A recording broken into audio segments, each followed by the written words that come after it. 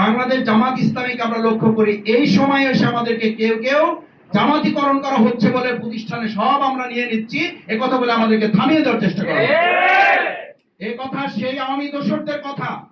এটা দেশপ্রেমিক এবং সৎ দক্ষ যোগ্য লোক যেখানে বসে তাদের দৃষ্টিতে জামাত ছাড়া তারা কিছুই দেখতে পায় না। এই একই কথা বলে আমাদের 5 ওয়াক্ত নামাজে ডাকা আব্বারকে হত্যা করা হয়েছে এই কথা বলে ভবিষ্যতে ইসলামপন্থী দেশপ্রেমিক লোকদেরকে আর ঠেকিয়ে রাখা যাবে না। এটা ষড়যন্ত্র এবং সেই আওয়ামী দোসরদের আর একটা নতুন সুর।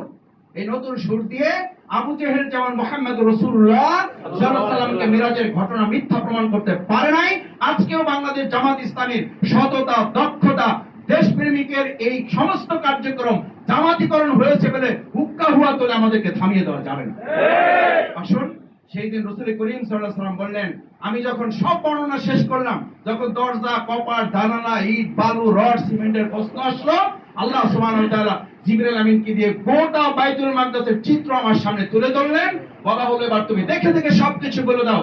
আল্লাহ তাআলা যদি দুনিয়ার মানুষের ইসলামপন্থীদের আল্লাহওয়ালা মানুষদের পক্ষে থাকেন, সততার পক্ষে থাকেন, দুনিয়ার সবাই মিলেও আমাদেরকে ঠেকাতে পারবে না।